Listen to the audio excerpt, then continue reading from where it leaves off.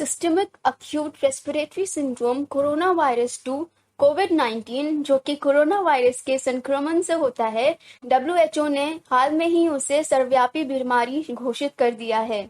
बहुत सारे रिसर्च और नैदानिक परीक्षण के बाद वैज्ञानिकों ने प्लाज्मा थेरेपी के इस्तेमाल की शुरुआत की है, जिससे इन्फेक्शन को रोका और उसके लक्षण को कम या खत्म किया जा सके उन लोगों में जो हाल फिलहाल में ही कोरोना वायरस से संक्रमित हुए हों।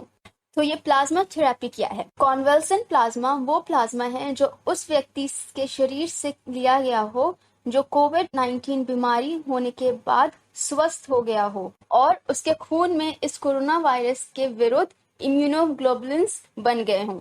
वैसे प्लाज्मा थेरेपी पिछले 100 साल से उपयोग की जा रही है, जैसे कि हेपेटाइटिस में, मम्स में, पोलियो में, रेबीज में और मिडिल ईस्ट रेस्पिरेटरी सिंड्रोम में।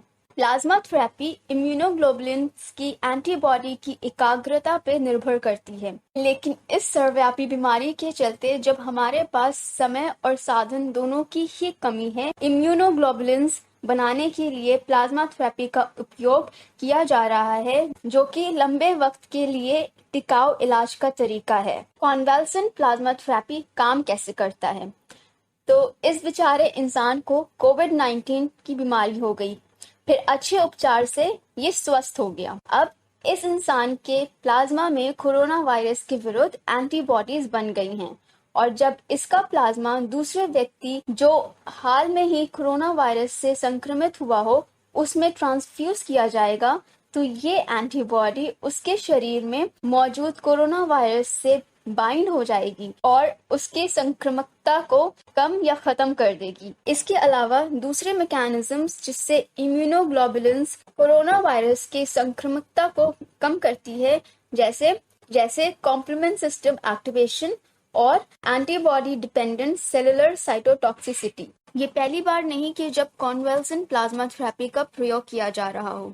इससे पहले प्लाज्मा थेरेपी का उपयोग सिस्टमिक अक्यूट रेस्पिरेटरी सिंड्रोम 2003 और मिडिल ईस्ट रेस्पिरेटरी सिंड्रोम 2012 में किया जा चुका है और अब चाइना कोविड-19 के मरीजों में प्लाज्मा थेरेपी कर रहा है। यदि कोई व्यक्ति प्लाज्मा डोनेट करना चाहे तो उसे ये सारे मानदंड पूरे करने होंगे। उसको पहले मॉलिक्यूलर टेस्टिंग के अनुसार कोविड-19 हुआ हो, कम से कम 14 दिन पूरे हो चुके हों, उसको लक्षण से रिकवर किए हुए जैसे बुखार, खांसी और सांस लेने में कठिनाई, नेगेटिव फॉलोअप मॉलिक्यूलर टेस्ट होना अनिवार्य है। उसके बाद प्री डोनेशन स्क्रीनिंग और एंटीबॉडी टेस्टिंग की प्रक्रिया की जाती है। अब इस प्लाज्मा थेरेपी की कठिनाइयाँ क्या हैं?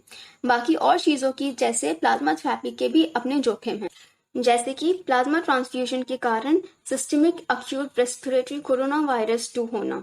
दूसरा ADE anti systemic acute respiratory syndrome corona virus 2 plasma transfusion के बाद एंटीबॉडी जो पहले किसी संक्रमण से बनी हो वो नैदानिक लक्षण को बढ़ा देती है जब व्यक्ति किसी अन्य वायरल सेरोटाइप से संक्रमित होता है। तो निष्कर्ष में ये कहा जा सकता है कि प्लाज्मा थेरेपी एक सुरक्षित और प्रभावी क्रम है कोविड-19 के इलाज के लिए।